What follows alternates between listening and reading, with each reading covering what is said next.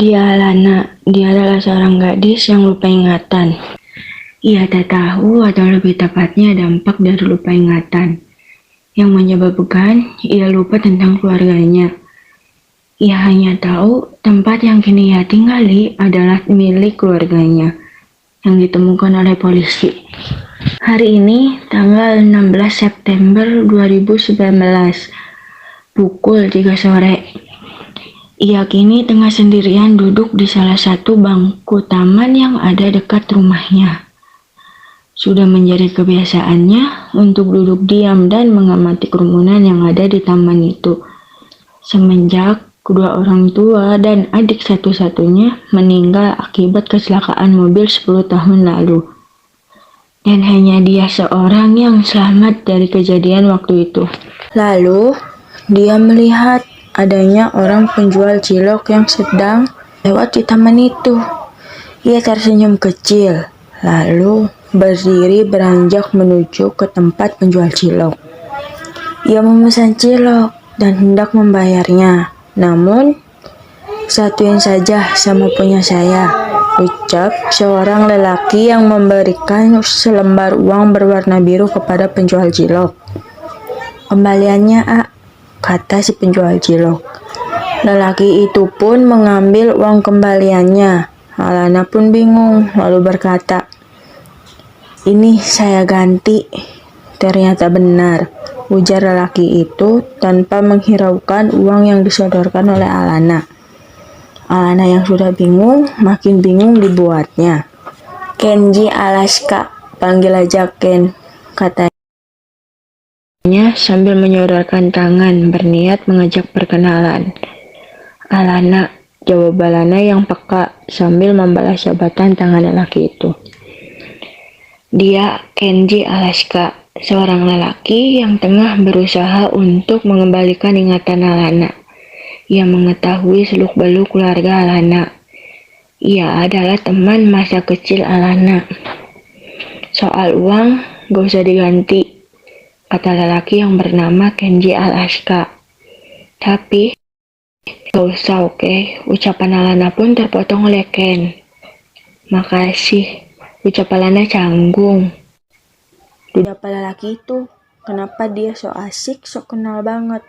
Apakah dia pernah bertemu dengannya?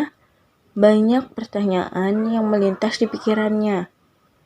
"Gak usah tegang, aku cuma pengen dekat lagi sama kamu seperti dulu," kata Kenji yang menyadari sikap Alana yang tegang. Alana hanya menatap wajah Ken dengan bingung.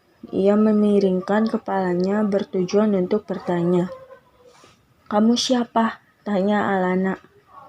"Kenji Alaska," jawab Kenji. "Bukan nama kamu. Tapi kenapa kamu so akrab dan so asik banget sama aku?" tanya Alana lagi. Kenji yang mendengar itu hanya tersenyum. "Nanti juga kamu ingat," jawab Kenji. "Hah?"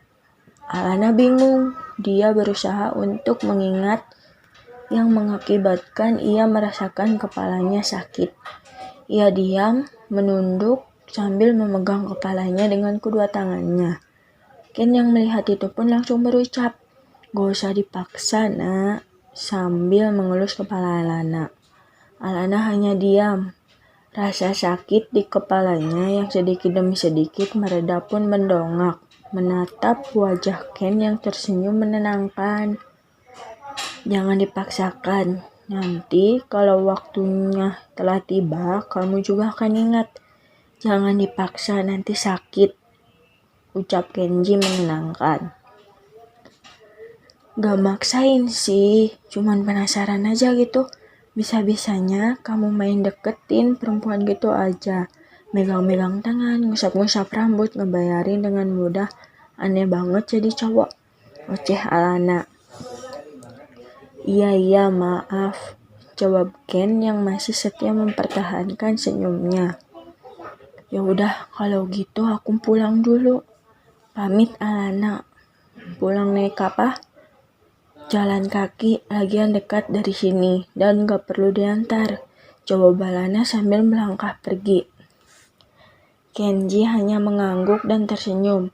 Setelah kepergian Alana, Ken pun menunduk menatap tanah sendu. Ia merasa sangat kehilangan dengan sikap Alana yang seperti itu. Ia ingin seperti dulu.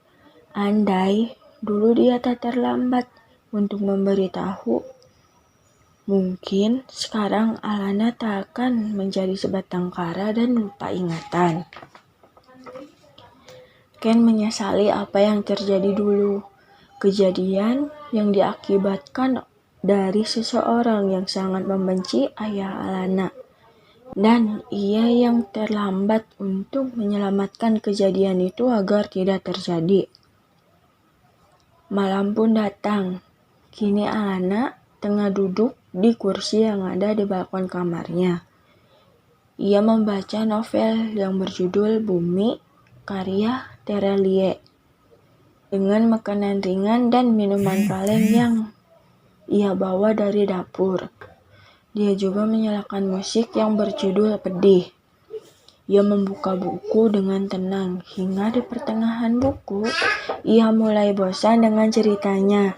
Ia pun menutup buku dan menaruhnya di atas meja, sebelah makanan ringannya. Ia meminum kembali minuman kalengnya, lalu menatap bulan sabit tanpa ada satupun bintang di sekitar langit.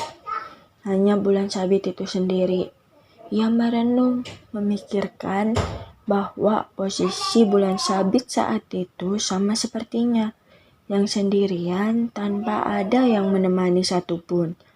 Ia menatap sendu langit, lalu menunduk menatap lantai. Tak lama terdengar suara notifikasi dari ponsel Alana. Ia pun membuka ponselnya dan melihat siapa yang mengirim notifikasi tersebut. Di sana terdapat nomor tidak dikenal. Hai, Chef Kenji, lagi sibuk ya? Maaf ganggu. Dapat nomor aku dari mana? Rahasia, jangan lupa Chef. Idih, iya. Lagi ngapain? Lagi duduk di balkon baca novel. Wih, judulnya apa tuh novel? Seru gak? Bumi, karya Terelie. Seru. Oh, ceritanya tentang apa? Dunia fantastis tentang klan bulan, klan matahari yang tersesat di klan tanah atau bumi. Wih, seru tuh kayaknya. By the way, coba lihat ke bawah balkon. Bentar. Alana pun beranjak dari tempat duduknya dan melihat ke bawah balkon sesuai dengan perintah Kenji. Ternyata di sana terdapat Kenji yang tengah tersenyum menatapnya dan melambaikan tangannya. Ngapain di situ? Maaf aja. Tapi kamu gak boleh masuk sebab di rumah gak ada orang. Lihat Alana yang sedang baca. Gak apa-apa, lagian kita tetanggaan kok. Rumah aku ada di sebelah rumah kamu, cuma berjarak satu rumah aja. Hah? Kalau gitu pas di taman kenapa kamu masih nanya rumah aku? Hehehe, basa-basi aja. Dasar aneh-aneh gini, nanti kamu sayang loh. Udah, mending kamu cepat pulang. Aku juga mau masuk ke kamar. Sip, jangan begadang. Cepat tidur. Besok sekolah kan, aku jemput ngedebat. Lagian kita satu sekolah loh. Maksa banget. Seterah deh. Udah mending pulang, gak enak kalau ada yang lihat. Ya bye, tapi dadah plus senyum dulu, nanti aku pulang. Nggak mau. Ya udah, aku nggak jadi pulang. Dih. Alana pun menuruti perintah Kenji untuk melambaikan tangan dan senyum. Dan ya, Kenji menepati ucapannya. Alana pun membereskan meja yang terdapat makanan ringan dan minuman kaleng yang sudah kosong. Setelah selesai, ia pun menutup pintu balkon dan menuju kasurnya untuk merebahkan diri. Ia tiduran di kasur sambil memainkan ponselnya, memainkan salah satu aplikasi yang ada di ponselnya, yaitu Instagram. Ia men-scroll beranda Instagram miliknya. Setelah bosan, ia pun membuka membuka salah satu aplikasi untuk menonton anime. Ia menonton anime yang berjudul Spy X Family. 2 jam kemudian, ia tanpa sadar tertidur dengan ponsel dan film yang masih menyala. Pada tengah malam, Alana terbangun dari tidurnya dan sadar bahwa ponselnya belum ia matikan. Ia mematikan ponselnya dan menuju ke kamar mandi untuk buang air kecil. Lalu meminum segelas air putih. Setelah itu pun ia kembali untuk tidur. Hari ini tanggal 17 September 2019. Pukul 7 pagi. Kenji menepati janjinya untuk berangkat bersama Alana. Dan ya, mereka satu sekolah. Di sekolah, Alana merasa sangat risih akibat tatapan-tatapan tajam dari siswi-siswi di sekolah karena mereka melihat Alana bersama dengan Ken. Kini jam telah menunjukkan pukul 4 sore. Seperti biasa, selekas pulang sekolah, ia mampir menuju taman. Seperti kemarin, ia duduk di bangku taman dan menatap kerumunan yang ada. Ia tersenyum kecil ketika melihat anak kecil yang tengah manja kepada gadis remaja seumurannya. Kepalanya sakit. Ia menundukkan kepalanya dan memegang kepalanya dengan kedua tangannya. Ia memejamkan matanya. Akhir-akhir ini, kepalanya jadi sangat sakit. Ia tak tahu penyebabnya. Ia hanya merasakan rasa sakit yang ada di kepalanya. Kenapa sakit lagi kepalanya? Tanya seseorang yang tak lain adalah Kenji. Alana mendongak. Ia menganggukkan kepala. Lagi-lagi Kenji mengelus puncak kepala Alana dengan tersenyum hangat. Mau ke dokter? Tanya Kenji. Alana menggeleng. Ia tak mau ke dokter. Karena waktu itu ia pernah memutuskan ke dokter karena kepalanya sangat sakit. Tapi pada saat ia melihat rumah sakit, kepalanya merasakan rasa sakit yang hebat dan berbeda dari biasanya. Akhirnya ia memutuskan untuk tidak ke dokter. Aku panggil dokternya aja ke rumah kamu ya, tawar Kenji. Tidak, jawab Alana yang merasa rasa sakitnya perlahan kembali mereda. Kita cek aja, gak apa-apa, aku punya kenalan dokter yang baik dan ganteng, kata Kenji yang dicampuri canda gurau. Gak, udah aku mau pulang, kata Alana sambil melangkah pergi. Kenji hanya diam menatap punggung Alana yang perlahan-lahan menghilang karena batas tembok. Ia menghembuskan nafasnya pelan. Ia masih merasa tidak enak hati. Sampai Alana di rumah, ia langsung menuju kamar mandi untuk mandi. Ia pikir ia bisa meredakan dan menfresh pikirannya dengan mandi. Setelah selesai mandi, ia langsung menuju dapur karena perutnya yang keroncongan. Ia membuka kulkas. Di sana terdapat 2 bungkus nugget, beberapa jenis sayuran seperti wortel, sawi hijau, sawi putih, dan kol atau kubis, dan beberapa telur. Ia belum ke supermarket lagi bulan ini. Ia mengambil wortel, kol atau kubis, dan telur. Ia berniat membuat nasi goreng untuk menu makannya hari ini. Ia memasak dengan lihai. Setelah selesai memasak, ia membawa ke meja makan dan memakannya ditemani dengan air putih. Setelah selesai makan, ia langsung menuju ke wastafel dapur untuk mencuci peralatan-peralatan yang dia gunakan untuk memasak dan makan tadi. Lalu, ia menuju kamarnya. Sampai di kamarnya, ia membuka lemari kecil yang ada di samping kasurnya.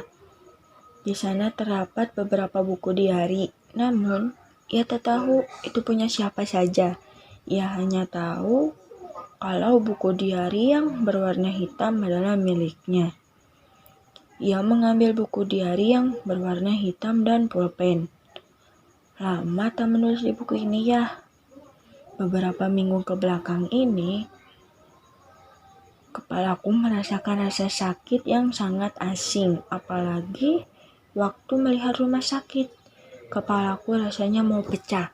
Dan di saat kepalaku sakit, aku seperti melihat bayangan seseorang, tapi aku tak tahu itu siapa.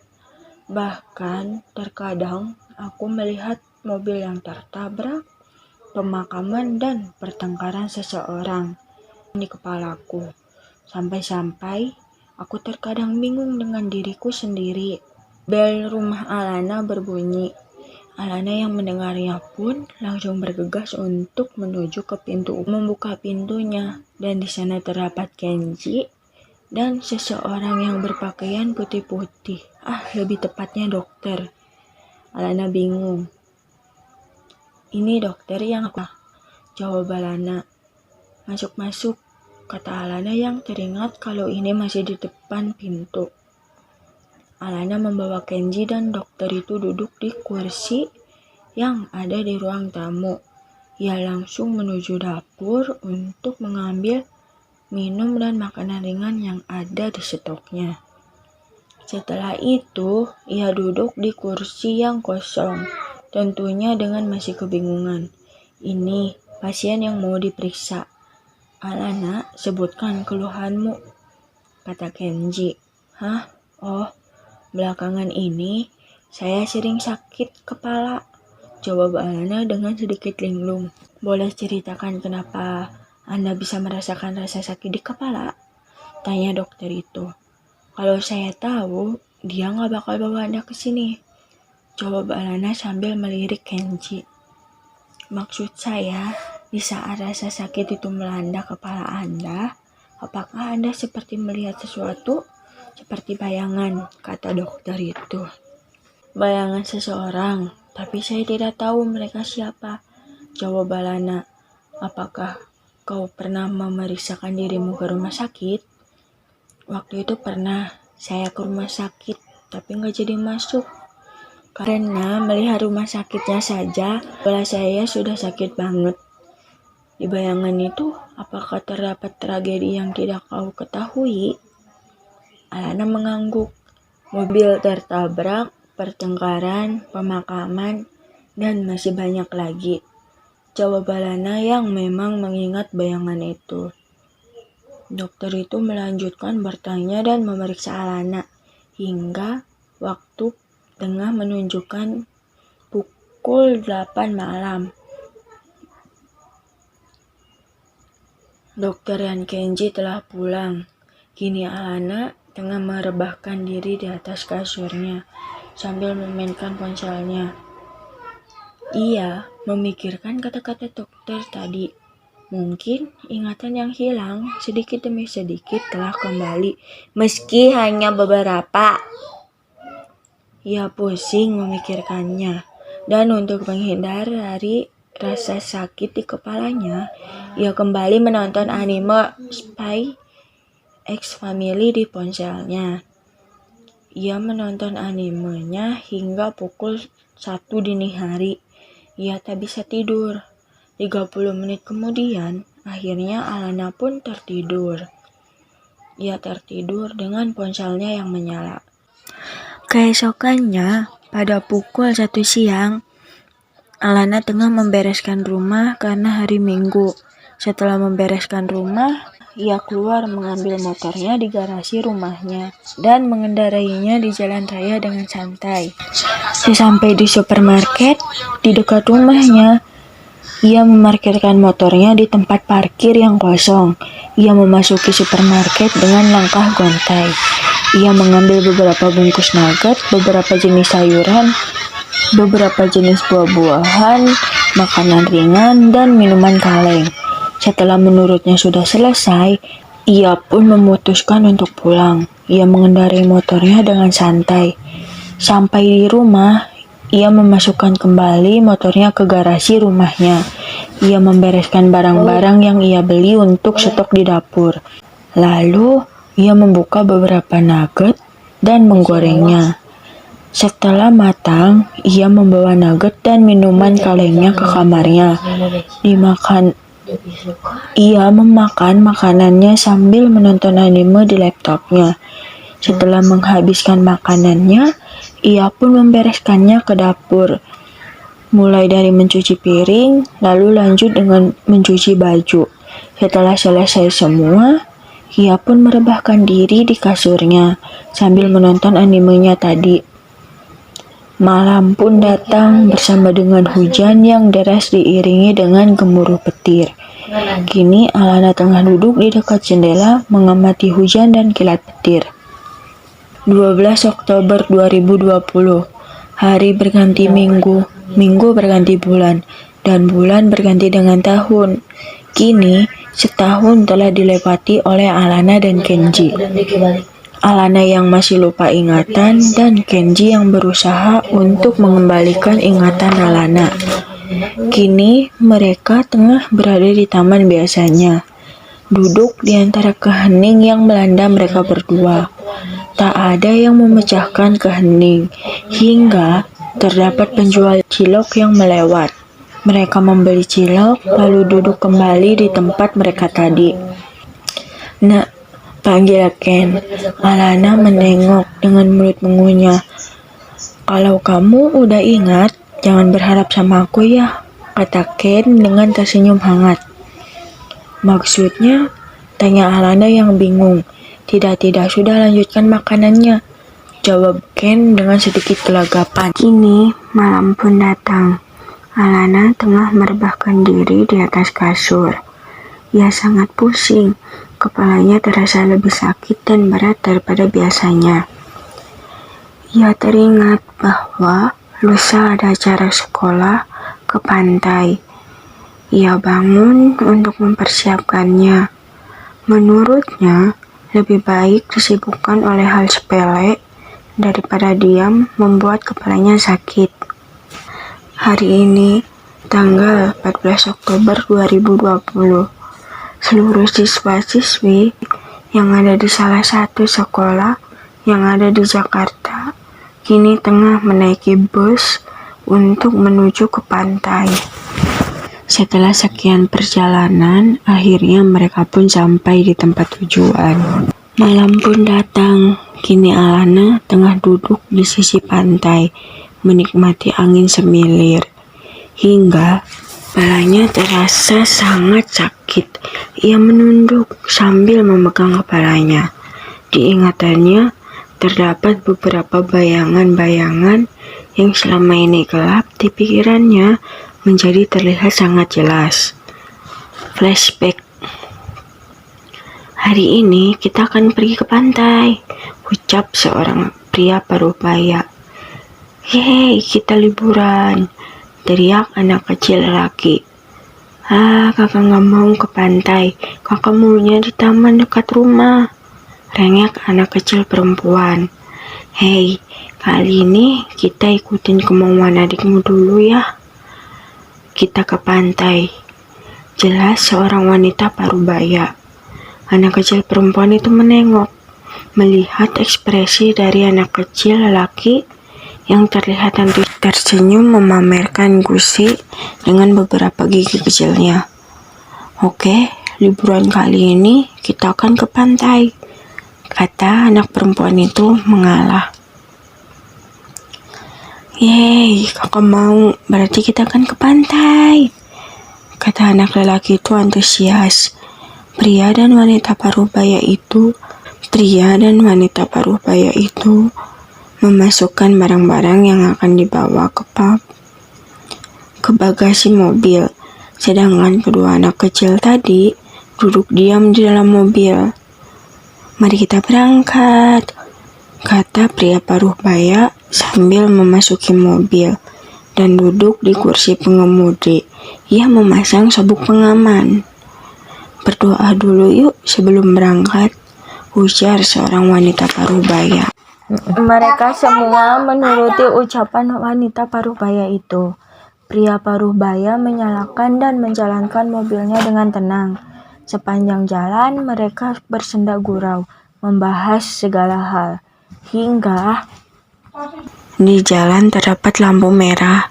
Pria paruh baya itu menginjak rem, namun mobil tak berhenti. Ia menginjak beberapa kali rem, namun tak kunjung juga mobil berhenti. "Pak, kenapa itu lampu merah cepat rem?" kata wanita paruh baya panik.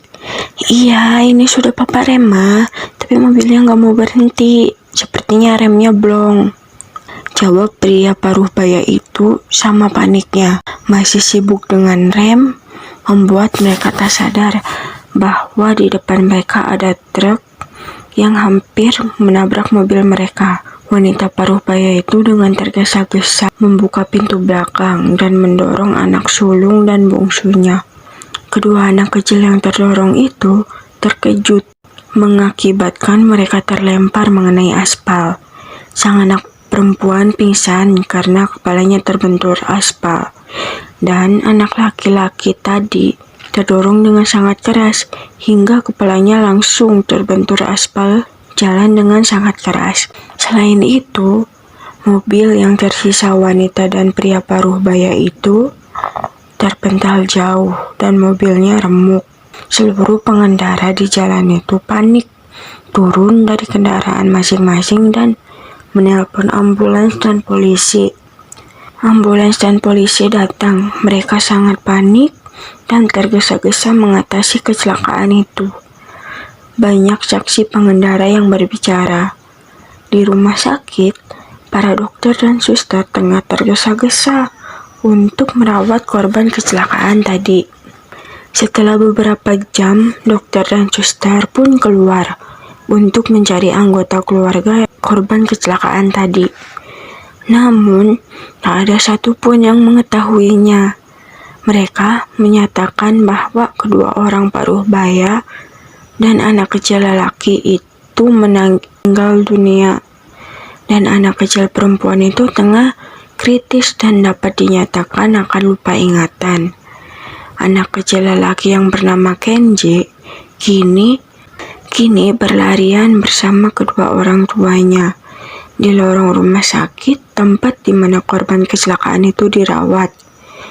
Ia menangis sambil menggenggam tangan kedua orang tuanya, dan mereka menerima kabar itu tadi. Kenji menangis. Kini, pemakaman kedua orang paruh baya dan anak kecil laki-laki sudah terjalani. Anak perempuan itu masih kritis dan dinyatakan koma selama 4 tahun. Apakah mereka keluargaku? Kenapa hanya aku yang hidup? Tanya Alana kepada dirinya sendiri. Aku kira selama ini aku terlantar sendirian akibat aku nakal. Alana masih berbicara pada dirinya sendiri. Air matanya perlahan turun. Ia menangis dalam diam. Ia memeluk kedua lututnya dan menyembunyikan wajahnya di sela-sela tekukan lutut dan lipatan tangannya. Ia menatap kosong lautan yang bergelombang terkena angin. Ia sendirian di sini. Semuanya sudah tidur, kecuali seorang lelaki yang tengah memperhatikannya. Hingga lelaki itu pun duduk di sebelahnya. "Kamu sudah ingat?" tanya lelaki itu yang tak lain adalah Kenji. Alana hanya mengangguk. "Sepertinya hanya setengah dari semua ingatanku," jawab Alana sambil menitikkan air matanya. "Tak apa, perlahan-lahan saja. Tak usah terlalu dipaksakan," kata Kenji menenangkan. "Dari sepotong ingatan yang ku dapat, aku merasa ganjal dengan mobil yang bagus dan terlihat indah, namun remnya blong. Sangat aneh," ujar Alana dengan menangis dalam diam. "Emang benar dugaan kamu. Setelah kita pulang dari pantai ini, bisakah kau ikut denganku?" "Kemana?" "Nanti aku jelaskan di saat kita tiba di tempat itu," jawab Kenji tersenyum. Sudah lebih baik kamu kembali ke kamar, cepat tidur. Ini sudah sangat larut malam. Mereka kembali ke kamar masing-masing untuk tidur. 1 minggu setelah pulang dari pantai, kini Alana masih menunggu Kenji yang telah berjanji kepadanya untuk memberitahukan hal penting kepadanya. Namun Kenji tak kunjung menepati ucapannya. Alana sudah menelpon Kenji, namun nomornya tak aktif. Ia juga tak tahu kemana Kenji menghilang. Bahkan di sekolah ia tak bertemu dengan Kenji. Ia bahkan memberanikan diri untuk bertanya ke kelas Kenji. Dan ia juga menahan kata-kata kasar, gibahan ataupun yang lainnya dari siswi-siswi penggemar Kenji sendirian. Tak ada yang membela. Pada akhirnya, ia memutuskan untuk pergi sendiri ke kantor polisi. Kini siang hari telah datang, di mana matahari ada di puncaknya. Alana tengah mengeluarkan motornya di garasi rumah. Ia berniat mengendarai motornya menuju ke kantor polisi. Ia penasaran dengan apa yang diucapkan oleh Kenji waktu itu. Ia mengendarai motornya dengan tenang. Namun, tak sengaja ia melihat ada seorang nenek yang menyeberang. Ia segera menginjak rem. Namun, ada seorang pengendara motor yang kebut-kebutan dan akhirnya menabrak nenek yang tengah menyeberang tadi. Alana segera turun untuk membantu sang nenek yang tertabrak tadi. "Nek, mari saya bantu. Apakah ada yang terluka?" tanya Alana sambil memapah nenek tadi. "Tak apa-apa, cu. Terima kasih." "Ih, itu orang main kabur aja," gumam Alana dengan kesal.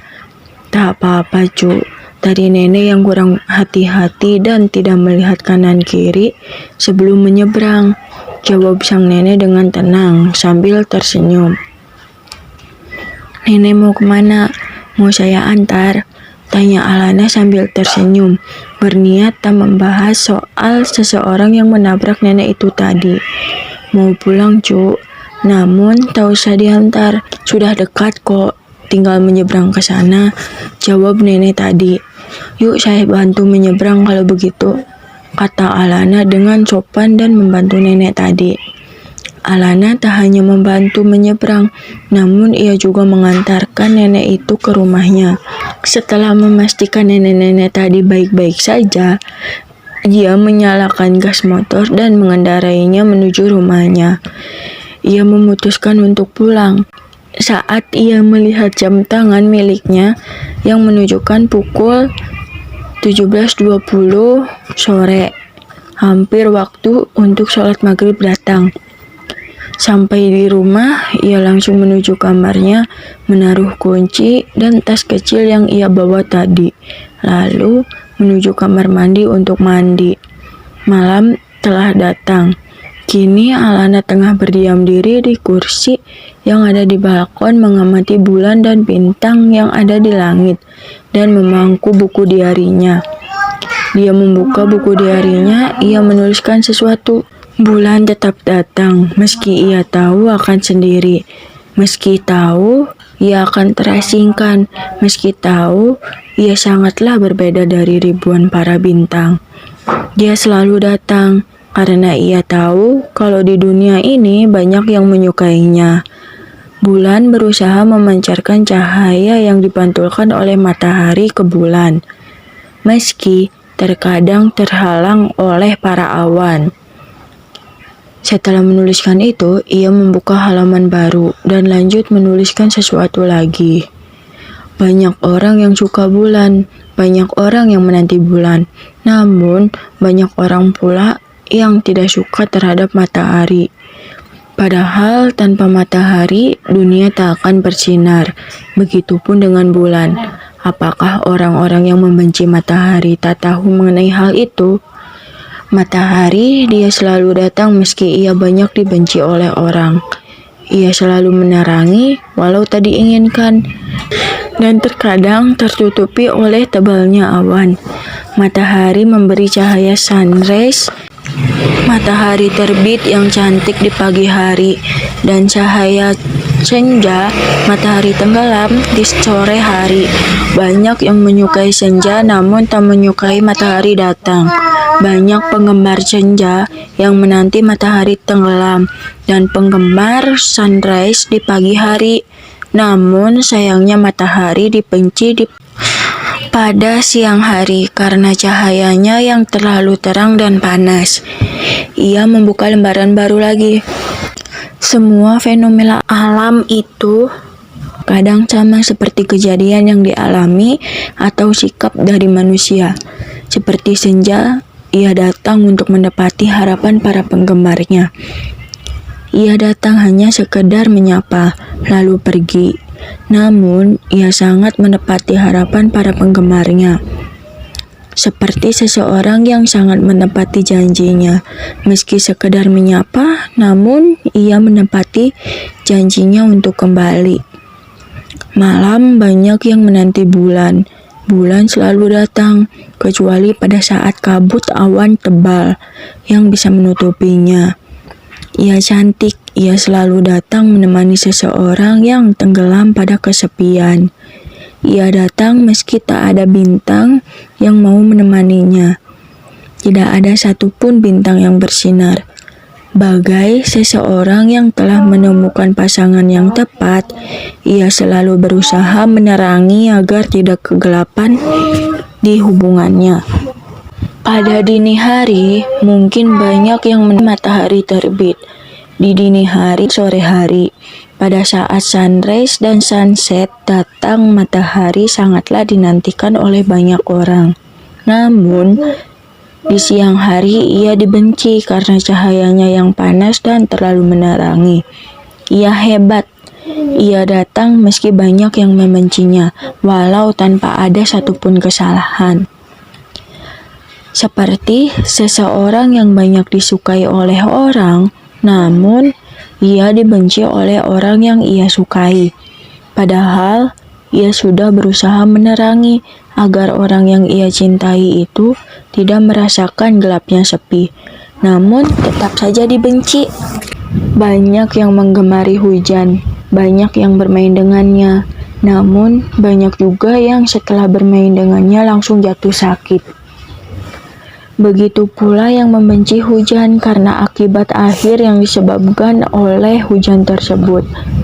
Banyak yang tak menyadari bahwa hujan terkadang selalu menemani kita di saat bersedih ataupun menangis, dan menyamarkan suara isakan seseorang yang tengah menangis untuk tidak dapat didengar oleh seseorang.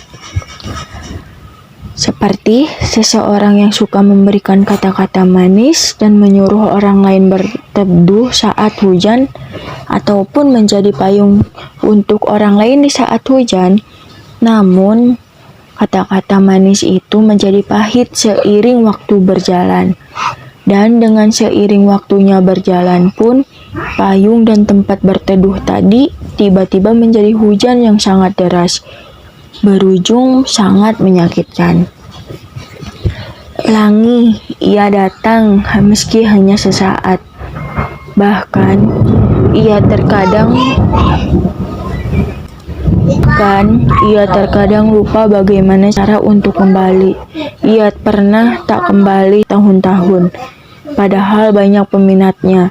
Ia cantik, penuh warna, bahkan terkadang warna-warna itu bisa mengubah warna hidup seseorang menjadi sangat berwarna karena keindahannya. Sayangnya, ia selalu lupa bagaimana cara untuk kembali.